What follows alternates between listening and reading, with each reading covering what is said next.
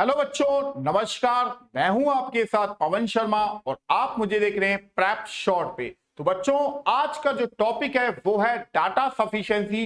जैसा कि आप जानते हैं कि बैंक के एग्जाम में यानी कि बैंक क्लर्क या बैंक पीओ के एग्जाम में इस टॉपिक से क्वेश्चन बन जाते हैं।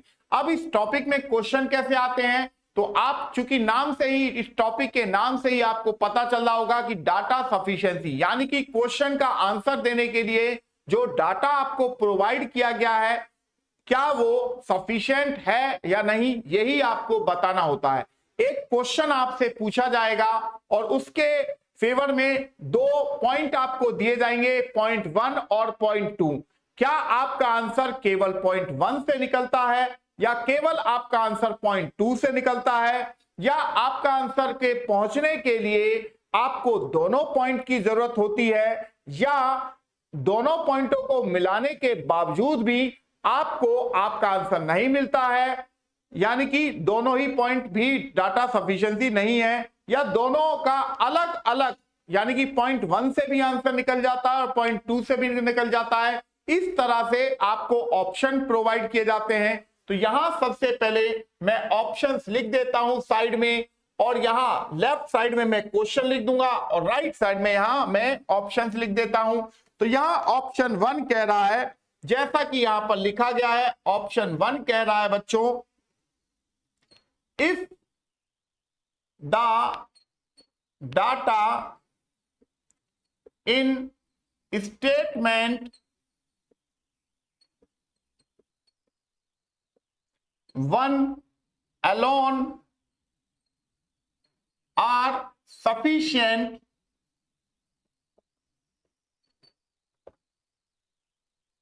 to answer the question. ये ऑप्शन 1 होगा, यानी कि आपको जो आंसर देने हैं इसी के अकॉर्डिंग यहां पर देने होंगे। अब ऑप्शन बी कह रहा है, if the data in statement 2 alone are sufficient to answer the question। C point कह रहा है बच्चों, if the data either 1 or 2 alone are sufficient to answer the question।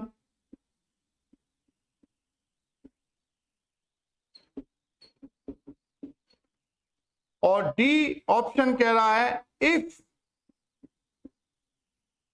The data even in both the statements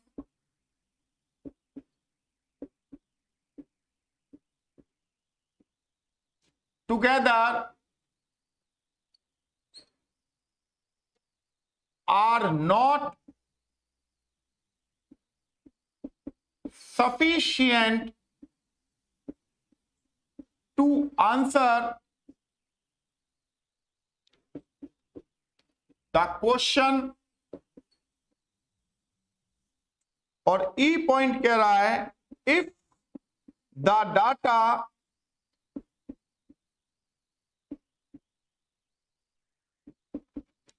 in both the statement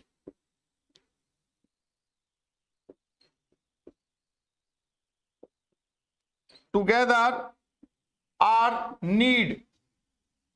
तो बच्चों, जैसा कि आप यहां पर जानते हैं कि इस टॉपिक से जो सवाल होते हैं वो नॉर्मली जो आते हैं वो कोडिंग डिकोडिंग हो गया, रैंकिंग हो गया, ब्लड रिलेशन हो गया, डायरेक्शन टेस्ट हो गया, कैलेंडर हो गया या सिटिंग अरेंजमेंट हो गया। इन टॉपिक से ये क्वेश्चंस बनते हैं, ठीक है। और कई बार तो मैथ के क्वेश्चन भी इसमें आ जाते हैं। ठीक है, तो चलिए फिर यहां पर क्वेश्चन की शुरुआत की जाए कि क्वेश्चन किस तरह से पूछा जाता है।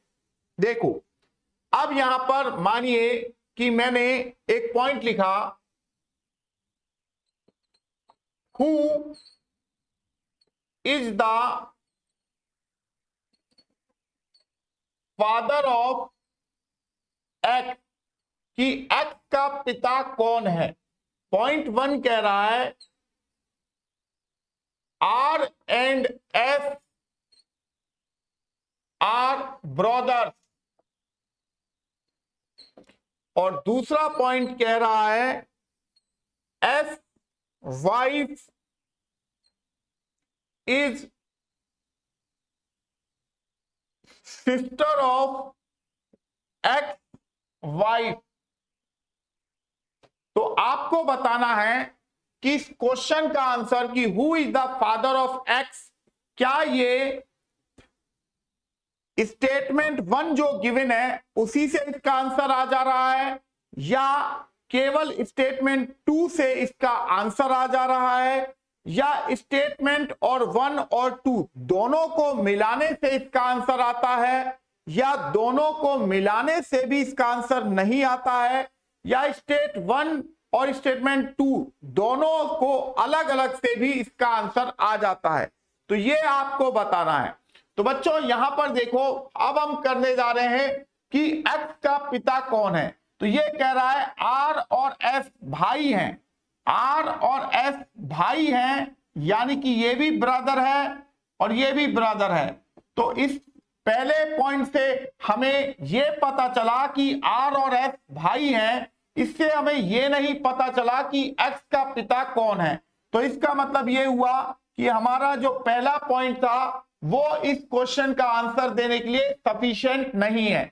अब हम दूसरे पॉइंट को देखते हैं इंडिविजुअली। एफ की पत्नी, एफ वाइफ, एफ की जो पत्नी है is sister of X wife, x की पत्नी की बहन है। तो यानी कि एफ की पत्नी एक्स की पत्नी की बहन है, तो मतलब ये दोनों बहन हैं। तो स्टेटमेंट 2 से भी आपको ये नहीं पता चल पा रहा कि एक्स का पिता कौन है, तो ये भी मेरा आंसर कैंसिल हो गया, यानी कि पॉइंट कैंसिल हो गया। यानी कि ना तो मैं ओनली 1 स्टेटमेंट से इस क्वेश्चन का आंसर दे सकता हूं, ना मैं ओनली 2 से दे सकता हूं, और इन दोनों से अलग अलग दिया नहीं जा रहा। 3 पॉइंट तो कैंसिल हो चुके हैं। अब एक्स का पिता, इन दोनों पॉइंटों को अगर मैं मिलाऊं, इन दोनों डायग्राम को अगर मैं मिलाऊं, तो भी इसका आंसर नहीं आ पा रहा है। तो इसका मतलब यह हुआ कि इन दोनों पॉइंटों को मिलाने से भी इसका आंसर नहीं आ रहा है। तो यहां जो ऑप्शन डी है, if the data even in both the statement together are not sufficient to answer the question, यानी कि इस प्रश्न का उत्तर देने के लिए स्टेटमेंट 1 और स्टेटमेंट 2 का जो डाटा है वो सफिशिएंट नहीं है। तो इस वजह से हमारा आंसर जो होना चाहिए वो होना चाहिए ऑप्शन डी। ये आपका आंसर होगा इस क्वेश्चन का, क्योंकि इस क्वेश्चन का आंसर नहीं निकल पा रहा है। तो दोनों के डाटा मिलाने पर भी, तो इसी वजह से मैंने इस क्वेश्चन का आंसर लिखा है D option. If the data even in both the statement together are not sufficient to answer the question, इसी को हम कहते हैं बच्चों डाटा सफिशिएंसी, राइट। तो चलिए फिर अगले क्वेश्चन से आपकी मुलाकात करवा देते हैं। अगला क्वेश्चन क्या है उसे भी देख लीजिए।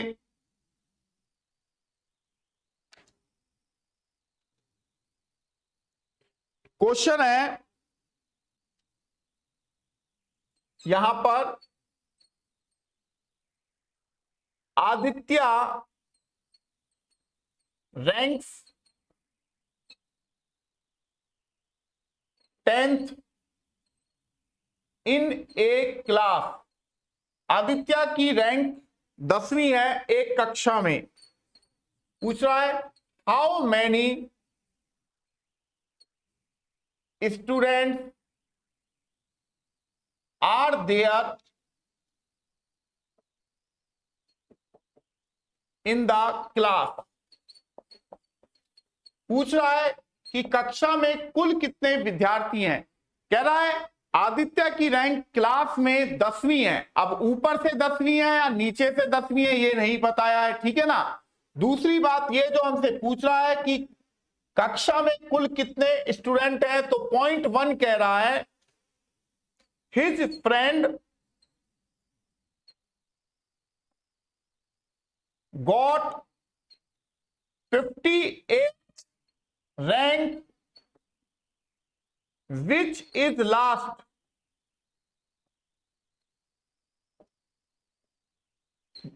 उसके दोस्त ने 58वीं रैंक प्राप्त की है जो कि अंतिम है। और पॉइंट 2 कह रहा है आदित्याज रैंक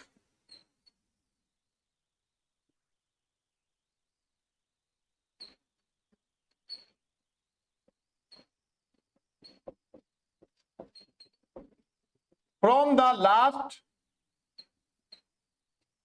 इज 49th।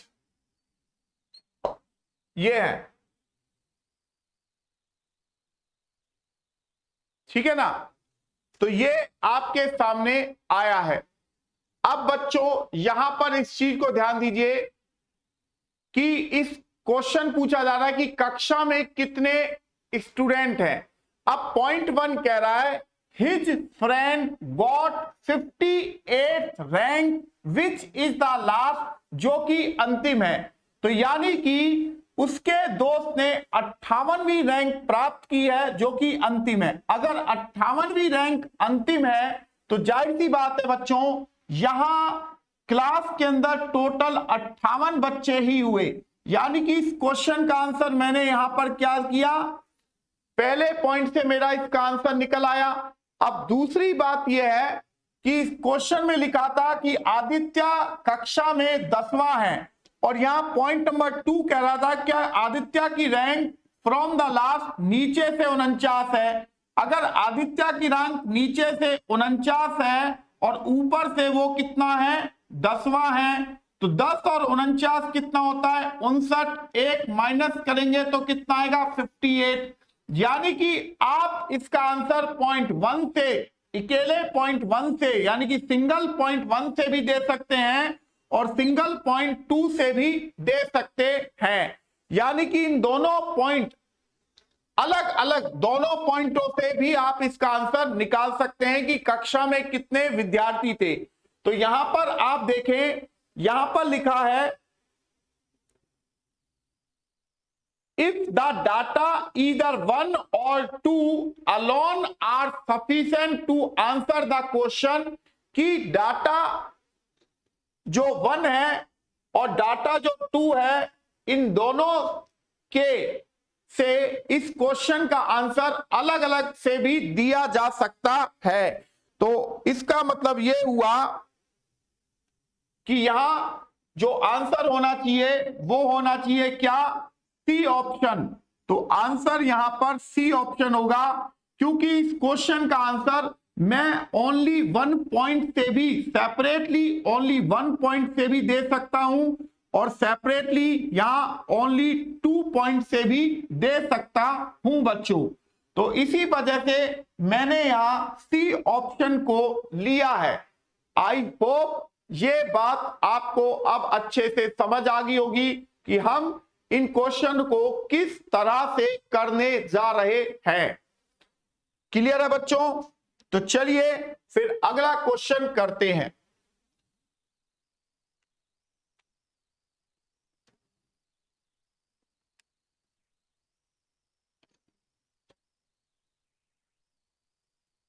अगला क्वेश्चन है बच्चों यहां पर कह रहा है which day is the 14th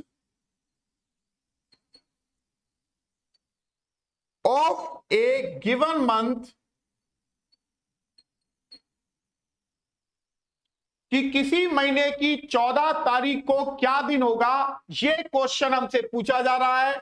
और इसके फेवर में दो स्टेटमेंट दी जा रही हैं। नंबर 1, द लास्ट डे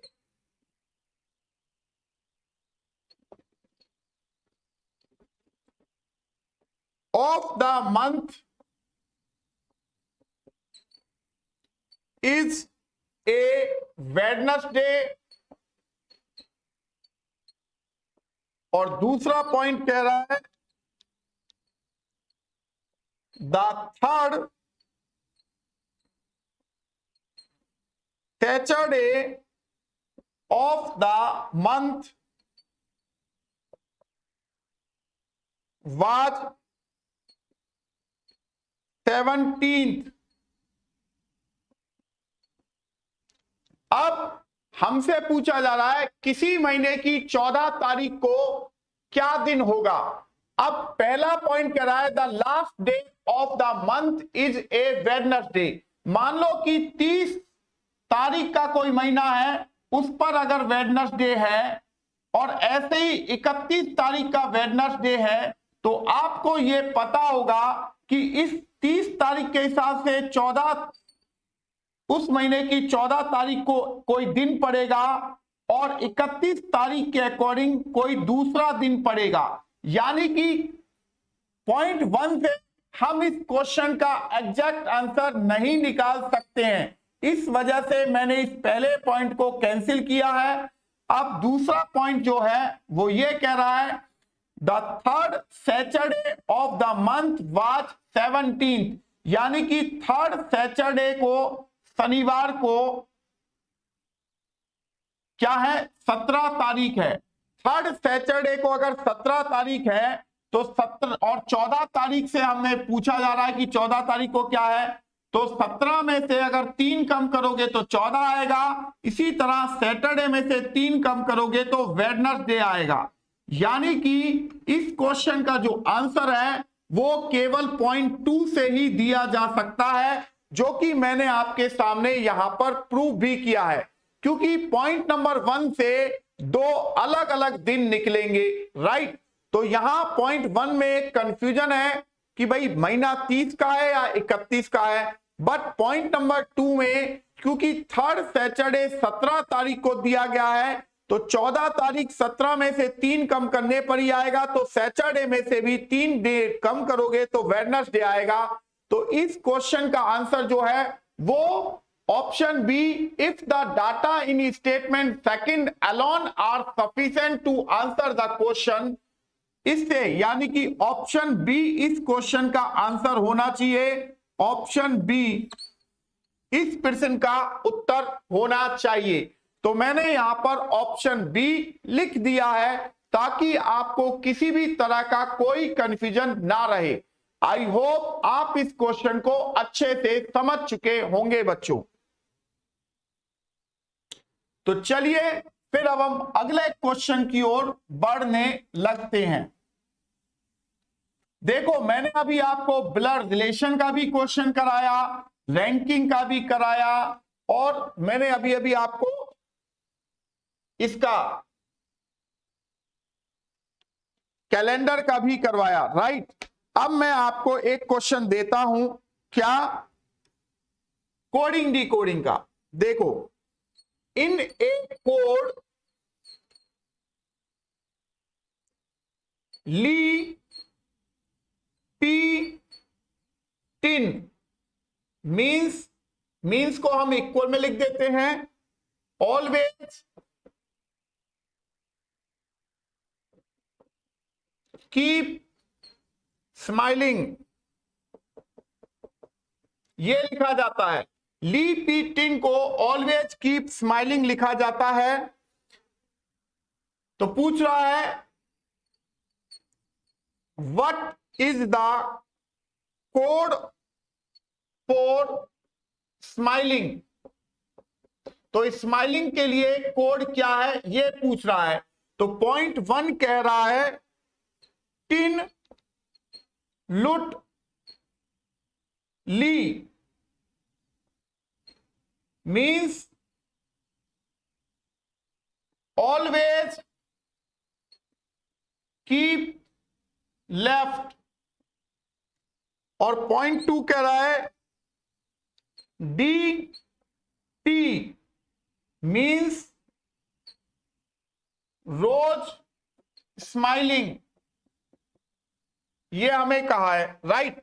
तो यहां पर बच्चों एक चीज देखो, टी पी टिन, सॉरी ली पी टिन, तो मैंने लिखा ली पी टिन, इसे हमने इक्वल में लिखा ऑलवेज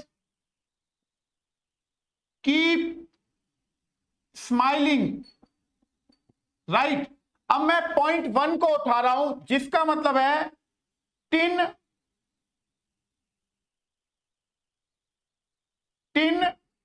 लुट ली, जिसका मतलब है ऑलवेज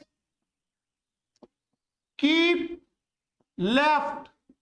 तो आप यहां पर देख रहे हैं ऑलवेज दोनों में आया है, कीप दोनों में आया है, तो यहां पर आप देखेंगे टिन जो है वो दोनों में आया है और ली जो है वो दोनों में आया है। और हमसे पूछ रहा है स्माइलिंग के लिए क्या है, तो स्माइलिंग के लिए क्या बच रहा है, पी डबल ई पी, यानी कि इस क्वेश्चन का आंसर स्माइलिंग का कोड मैं केवल 1 जो यहां पर स्टेटमेंट दिया गया है केवल इससे निकाल सकता हूं, यह क्लियर हो चुका है। अब इसी तरीके से मैं स्टेटमेंट 2 को भी चेक कर लेता हूं, तो यहां लिखा मैंने डी पी, जिसका मतलब है रोज स्माइलिंग। तो यहां पहले पॉइंट में और तीसरे पॉइंट में स्माइलिंग कॉमन आ रहा है, तो यहां पर एक टर्म भी कॉमन आ रहा होगा पी, राइट। तो यानी कि मैं स्माइलिंग का जो कोड है वो ओनली सेकंड स्टेटमेंट से, सिंगल केवल सेकंड स्टेटमेंट से भी दे सकता हूं, यानी कि मैं पॉइंट 1 से भी स्माइलिंग का कोड निकाल सकता हूं और सिंगल पॉइंट 2 से भी स्माइलिंग का कोड निकाल सकता हूं। तो यहां पर आप देखिए ऑप्शन सी क्या कह रहा है, ऑप्शन की सी कह रहा है इफ द डाटा आइदर 1 और 2, या तो केवल पहला और या केवल दूसरे अकेले से इसका आंसर दिया जा सकता है। तो यहां पर आंसर क्या होना चाहिए, सी। तो आंसर सी इस क्वेश्चन का आंसर मेरा होना चाहिए, यानी कि ऑप्शन सी इस क्वेश्चन का आंसर मेरा यहां पर बनेगा। तो आई होप बच्चों, जैसा कि मैंने आपको कहा कि इस टॉपिक के सवाल कोडिंग डिकोडिंग से, रैंकिंग से, ब्लड रिलेशन से, डायरेक्शन टेस्ट से, सिटिंग एलिमेंट से, कैलेंडर से बनते हैं। तो 4 चीजें आपके सामने अभी तक आ चुकी हैं, ranking, coding decoding, blood relation और कैलेंडर, राइट। तो चलिए फिर अगले क्वेश्चन की ओर हम बढ़ते हैं। अगला क्वेश्चन क्या है उसे भी हम देख लेते हैं बच्चों।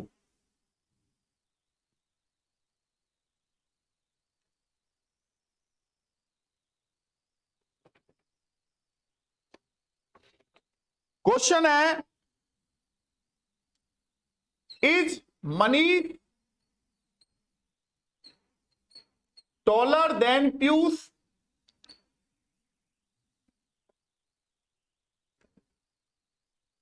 क्या मनीष पीयूष से लंबा है, क्वेश्चन ये पूछा जा रहा है और इसका आंसर देने के लिए 2 पॉइंट दिए गए हैं। Vikas is of the same height as Manish and Piyush. Vikas Manish और पीयूष जितनी हाइट का है, और दूसरा पॉइंट कर रहा है Piyush is not shorter than Vikas. Piyush Vikas से छोटा नहीं है। तो अब हमें क्या बताना है कि भाई हमें बताना है is Manish taller than Piyush, की मनीष पीयूष से बड़ा है। तो यहां पहला पॉइंट कह रहा है Vikas is of the same height as Manish Piyush. तो भाई विकास जो है अगर वो मनीष और पीयूष जितने हाइट का है तो इसमें तो हमें कुछ भी नहीं पता चल रहा कि पीयूष मनीष से लंबा है या छोटा है। तो पहला पॉइंट से हम इसका आंसर नहीं निकाल सकते हैं बच्चों। अब हम केवल दूसरे पॉइंट को चेक करें कि Piyush is not shorter than Vikas, कि पीयूष विकास से छोटा नहीं है। तो इसका मतलब यह हुआ पीयूष जो है वो विकास से बड़ा है, ऐसा ही है। बट मेरे भाई यहां पर केवल पॉइंट 2 से भी इसका आंसर नहीं दिया जा सकता, क्योंकि पूछा गया है मनीष पीयूष से लंबा है, यह पूछा गया है। अब पीयूष लंबा है या मनीष लंबा है, इसमें एक कंफ्यूजन क्रिएट हो रहा है, ऐसा ही है ना। तो इसका मतलब यह है ना तो हम पॉइंट 1 सिंगल से इसका आंसर दे सकते हैं, ना पॉइंट 2 सिंगल से दे सकते हैं, ना ही इन दोनों को मिलाने से इस क्वेश्चन का आंसर दिया जा सकता है। तो यहां आंसर क्या, ऑप्शन क्या होना चाहिए, if the data even in both the statement together are not sufficient to answer the question. यहां ऑप्शन डी आपका आंसर होना चाहिए। ऑप्शन डी यहां पर आपका आंसर होना चाहिए कि भाई पॉइंट 1 और पॉइंट 2 दोनों को मिलाने से भी इस क्वेश्चन का आंसर नहीं दिया जा सकता है। आई होप ये बात अब आपको अच्छे से समझ आ चुकी होगी कि हम क्वेश्चनों को किस तरीके से करते हैं, डाटा सफिशिएंसी के क्वेश्चनों को। ऐसा ही है ना बच्चों। अब तो कोई किसी भी तरह का कंफ्यूजन नहीं होगा ना, क्योंकि सारे ऑप्शन मैंने राइट साइड में लिखे हैं और क्वेश्चन मैं लेफ्ट साइड में लिख रहा हूं और दोनों पॉइंटों को भी लेफ्ट साइड में ही लिख रहा हूं। तो चलिए फिर अगले क्वेश्चन की ओर बढ़ते हैं।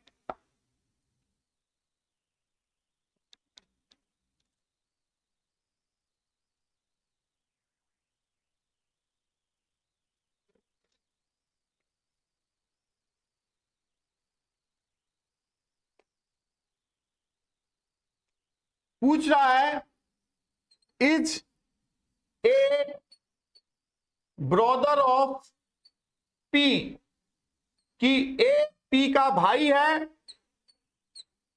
क्या ए पी का भाई है। अब इसके पक्ष में 2 पॉइंट दिए गए हैं, D has 2 sons of which P is 1। यह कह रहा है D के 2 बेटे हैं जिनमें P एक बेटा है। और दूसरा पॉइंट कह रहा है एज मदर, ए की मां इज मैरिड टू D, ए की मां की शादी D से हुई है। तो यहां ए P का भाई है। पहले पॉइंट में अगर हम देखें तो डी के 2 बेटे हैं, डी के 2 बेटे हैं जिनमें से एक बेटा पी है। तो केवल पहले पॉइंट से इस क्वेश्चन का आंसर नहीं दिया जा सकता कि पी ए का भाई है, क्योंकि ए के बारे में तो पहले पॉइंट में कुछ कहा ही नहीं गया।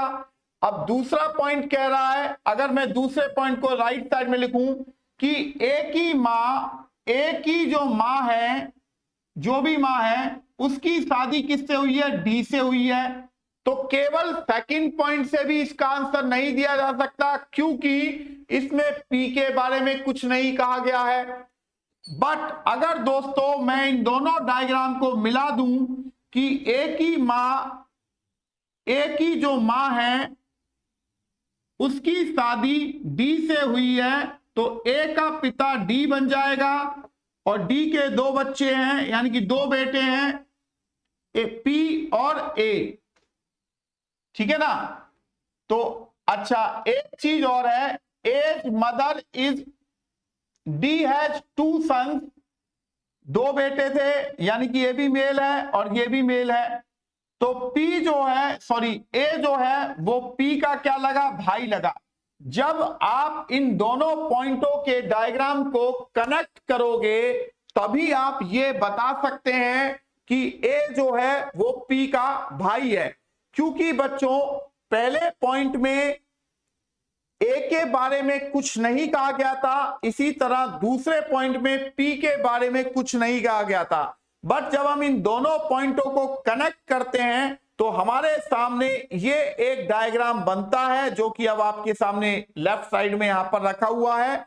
और इस डायग्राम से ये चीज प्रूव हो जाती है कि ए जो है वो पी का भाई है। मतलब इस क्वेश्चन का आंसर देने के लिए आपको पॉइंट 1 और पॉइंट 2 दोनों की जरूरत होगी।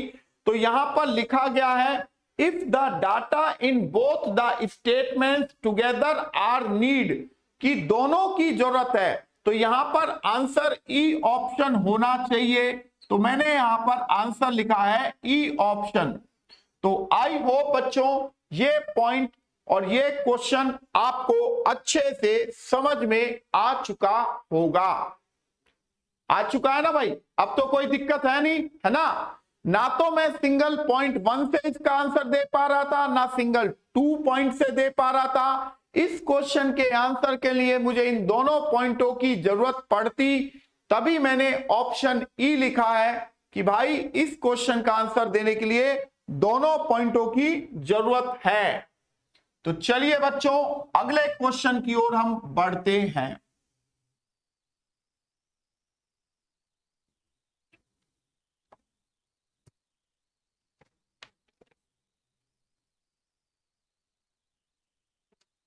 क्वेश्चन है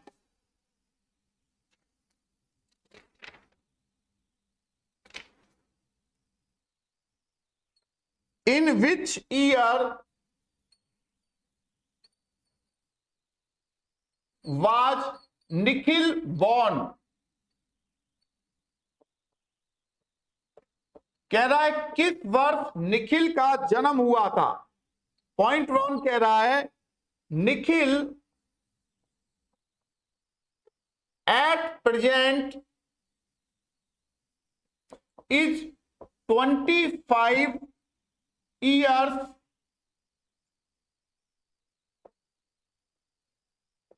younger to his mother,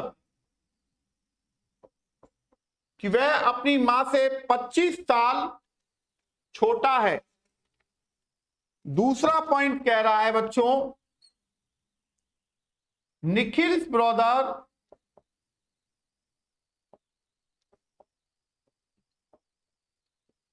who was born in 1964 is 35 years younger to his mother, कि उसका भाई जिसका जन्म 1964 में हुआ वह 35 साल अपनी मां से छोटा है। तो अब आप मुझे इस क्वेश्चन का आंसर बताएं कि इस क्वेश्चन का आंसर कौन सा ऑप्शन होना चाहिए।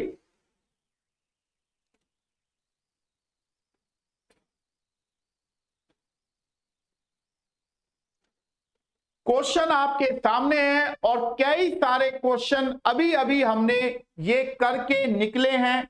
तो मुझे पूरा विश्वास है कि आप इस क्वेश्चन का आंसर सही से बता देंगे। तो आपको इस क्वेश्चन को करने के लिए मैं कुछ समय दे रहा हूं 1 से 2 मिनट, ताकि आप इस क्वेश्चन का सही ऑप्शन बता सकें कि कौन सा ऑप्शन इस क्वेश्चन का आंसर होगा।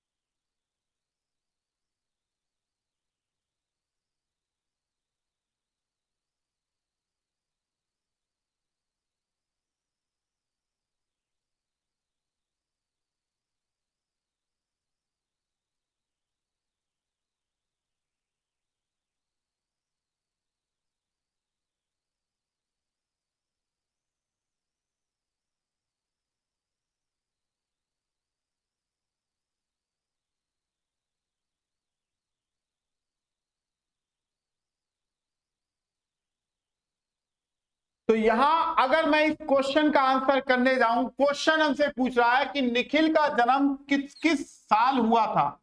अब पहला पॉइंट कह रहा है कि निखिल अपनी मां से 25 साल छोटा है। अब 25 साल छोटा तो है, बट उसकी मां का जन्म किस ईयर में हुआ ये हमें नहीं पता है।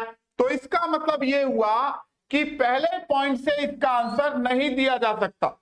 दूसरी बात, निखिल ब्रदर, निखिल का जो भाई है वो 1964 में पैदा हुआ।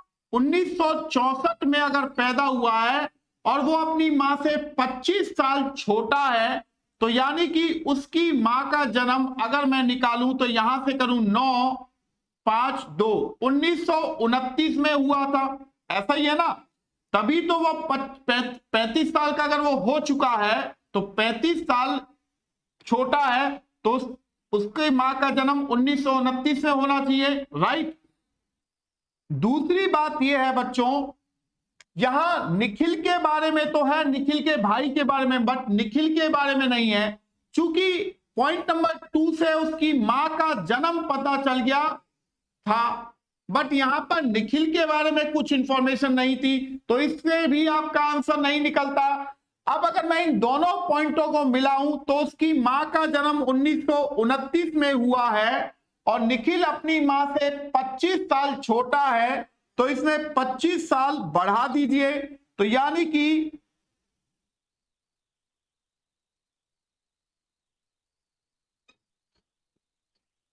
उन्नीस में निखिल का जन्म हुआ है, राइट। जैसे 1964 में उसके भाई का जन्म हुआ, ऐसे 1954 में उसका जन्म हुआ है। क्लियर है। तो यहां पर इस चीज को आप समझेंगे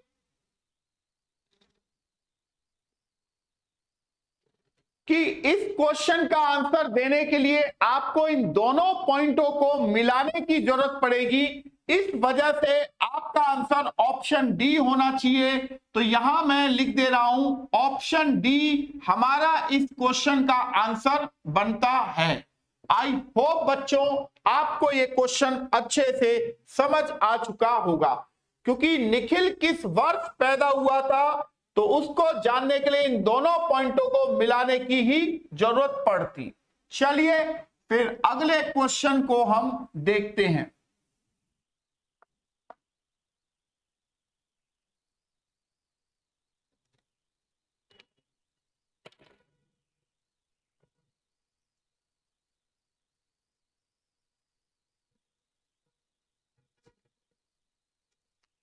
अब एक क्वेश्चन सिटिंग एलिमेंट का देखिए, P Q R F N T R sitting in a row, Q is between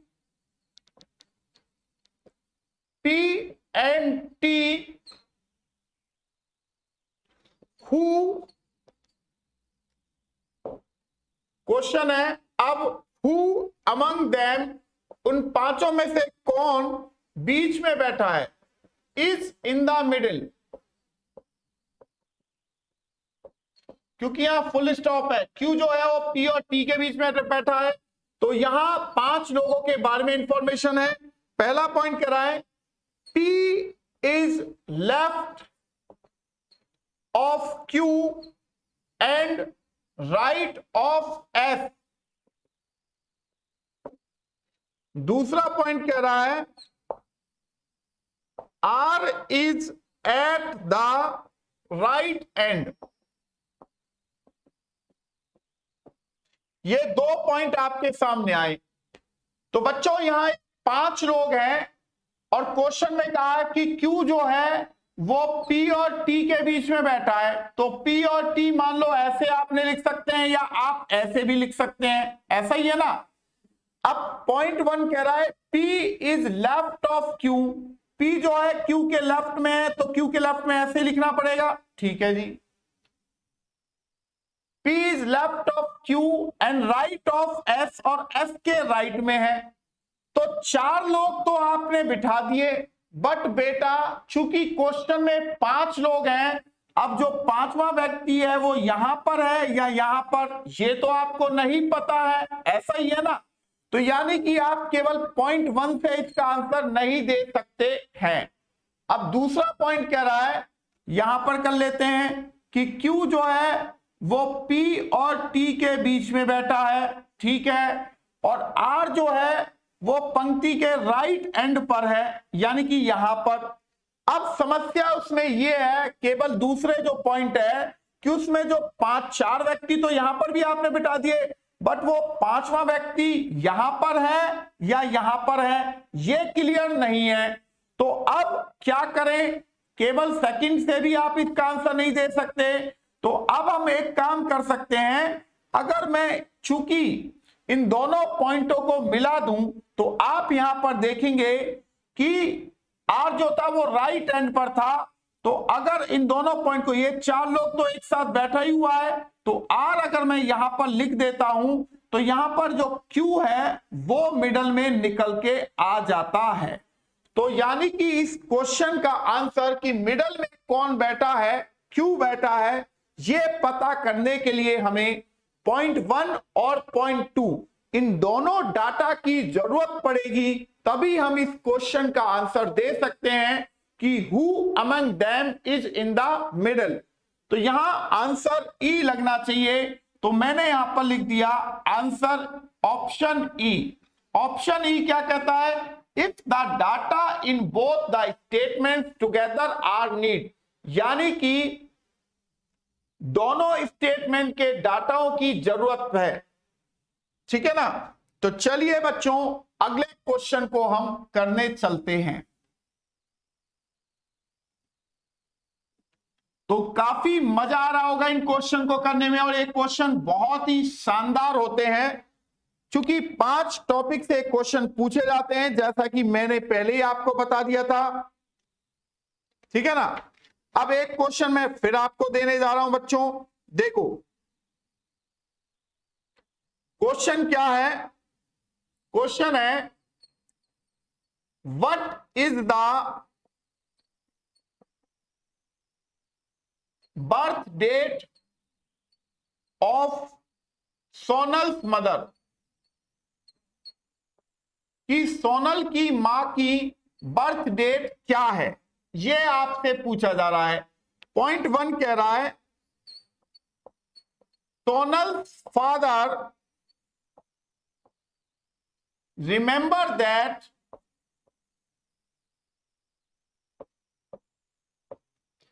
his wife birthday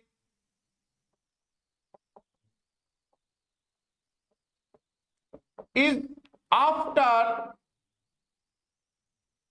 20th and before 23rd Feb, कि उसकी सोनल के पिता को याद है कि उसकी पत्नी का जन्म 20 फरवरी के बाद और 23 फरवरी से पहले हुआ था। और पॉइंट नंबर 2 कह रहा है, सोनल के भाई को याद है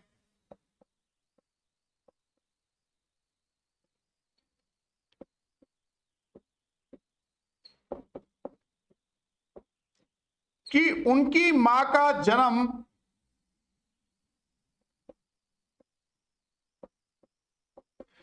उनकी मां का बर्थडे वाज आफ्टर 21 तारीख के बाद, बट 25 तारीख से पहले है। तो अब आपको यह बताना है कि भाई उसकी मां का जन्म कब पड़ा। देखो सोनल के पिता, सोनल फादर कह रहे हैं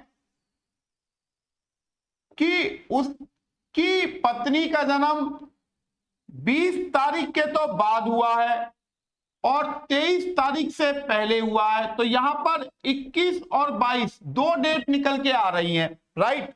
अब इसी तरह सोनल, यानी कि पहले पॉइंट से आप इसका आंसर नहीं दे सकते क्योंकि दो डेट निकल रही हैं। इसी तरह सोनल का भाई कह रहा है कि उसकी मां का जन्म जो है वो 21 फरवरी के बाद है और 25 फरवरी से पहले है। तो यहां पर 22, 23, 24 3 डेट निकल के आ रही हैं। तो केवल सेकंड पॉइंट से भी आप इसका आंसर नहीं दे सकते।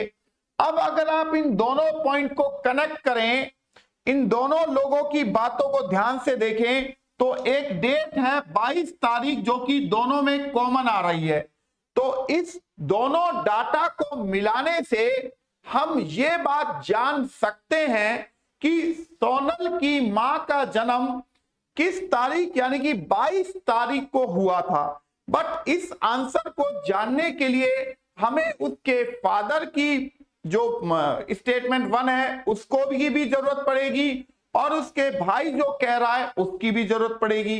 यानी कि हमारा आंसर होना चाहिए ऑप्शन ई, जो कहता है if the data in both the statements together are need. तो यहां पर हमारा जो आंसर होगा वो आंसर ई होना चाहिए। Option E will be our answer. तो आई होप बच्चों ये पॉइंट आपको अच्छे से समझ में आ गया होगा कि इन दोनों पॉइंट की मदद से ही आप इस क्वेश्चन के आंसर तक पहुंच सकते हो। ठीक है ना। तो चलिए फिर अगले क्वेश्चन की ओर हम बढ़ते हैं।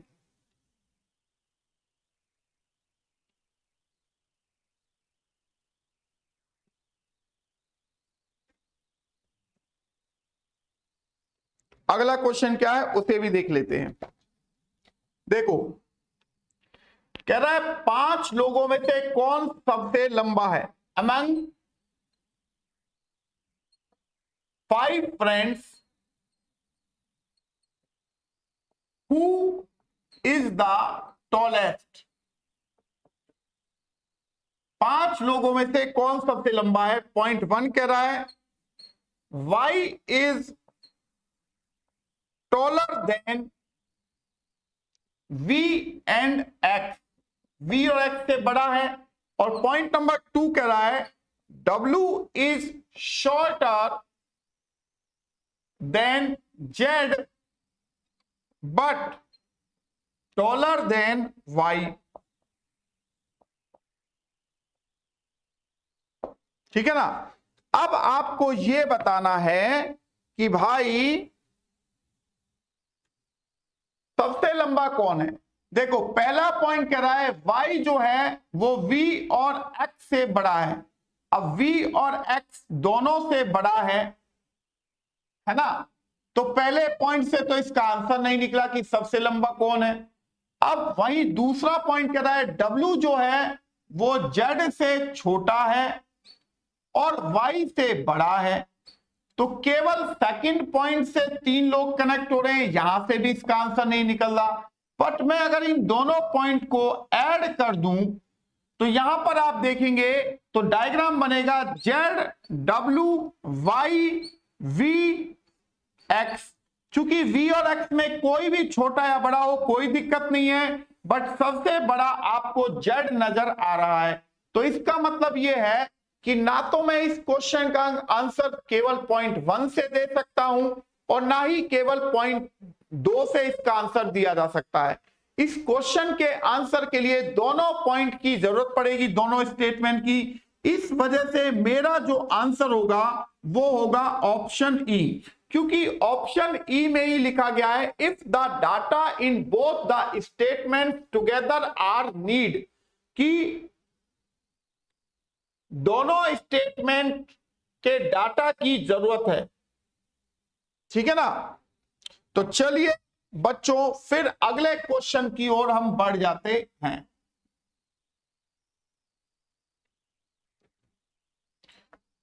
तो यहां से अब हम अगले क्वेश्चन की ओर जा रहे हैं, बढ़ रहे हैं। अब एक क्वेश्चन है हमारे पास,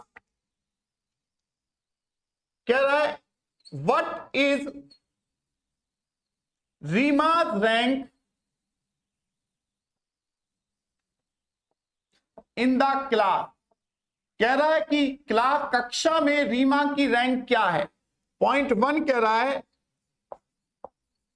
देयर आर 26 स्टूडेंट्स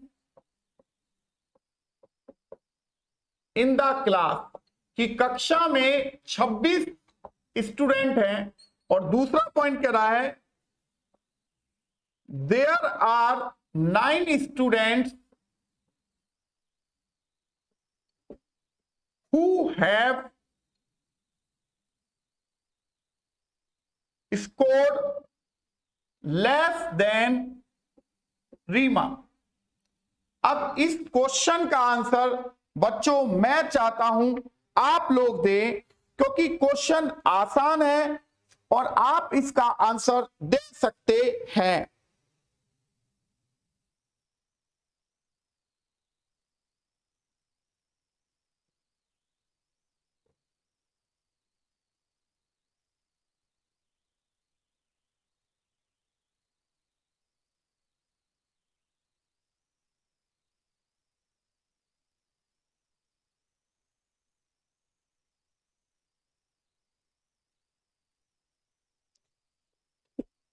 सॉरी,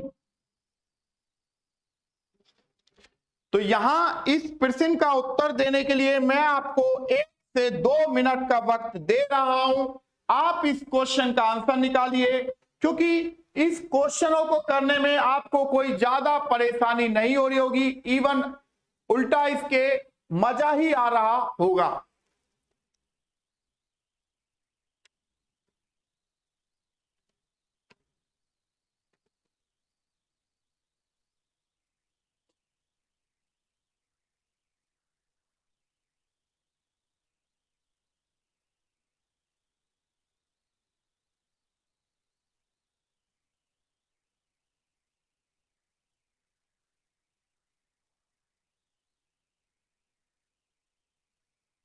देखो बच्चों, अगर मैं इस क्वेश्चन को करने जाऊं, what is Reema's rank in the class, Reema की कक्षा में क्या रैंक है, तो पॉइंट 1 कह रहा है there are 26 student in the class, की कक्षा में 26 स्टूडेंट हैं।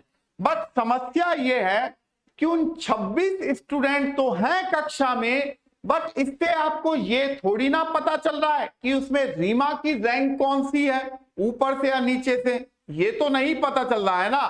तो इसका मतलब ये हुआ कि हम पहले पॉइंट से इस क्वेश्चन का आंसर नहीं दे सकते हैं। क्लियर। अब दूसरा पॉइंट क्या कह रहा है, there are 9 student who have score less than Reema, कि 9 छात्र ऐसे हैं जिन्होंने रीमा से कम स्कोर किया है। मतलब कक्षा में सभी लोगों, इन 9 के अलावा सभी लोगों ने रीमा से ज्यादा अच्छा स्कोर किया है, सिर्फ इन 9 लोगों ने रीमा से कम स्कोर किया है। बट समस्या इसमें यह है इस सेकंड पॉइंट में कि यहां से हमें टोटल स्टूडेंट नहीं पता चल रहा कि भाई कक्षा में कितना विद्यार्थी है, तो रीमा की रैंक कैसे निकलेगी फिर, है ना।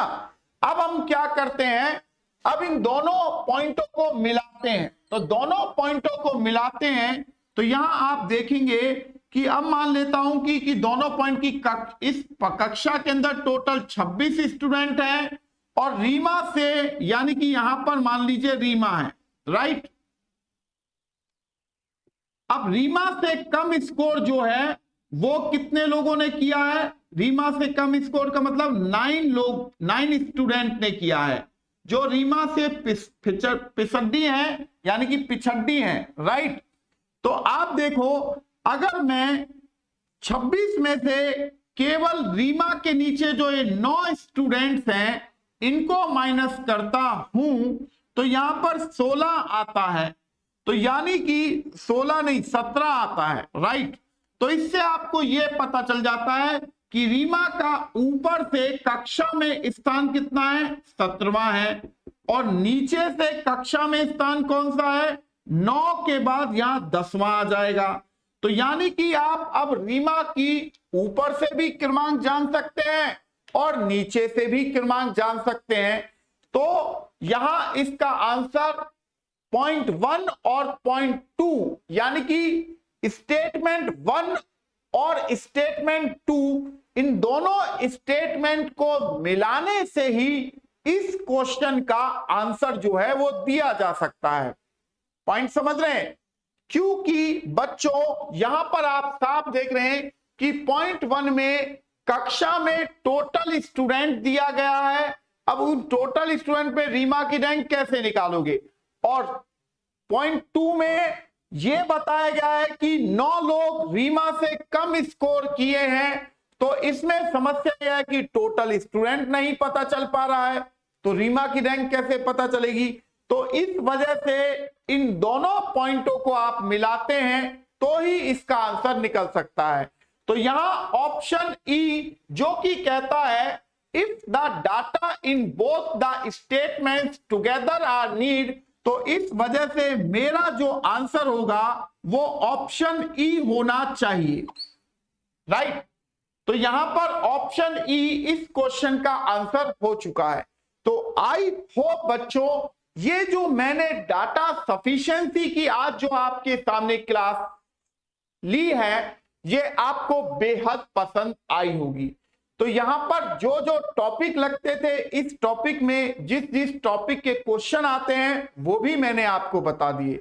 अब अगर आप डाटा सफिशिएंसी के क्वेश्चनों की प्रैक्टिस करना चाहते हैं तो इसके लिए आप गूगल बाबा का हेल्प ले सकते हो कि data sufficiency question in PDF in English और इन हिंदी लैंग्वेज, तो भी वहां से मिल जाएंगे।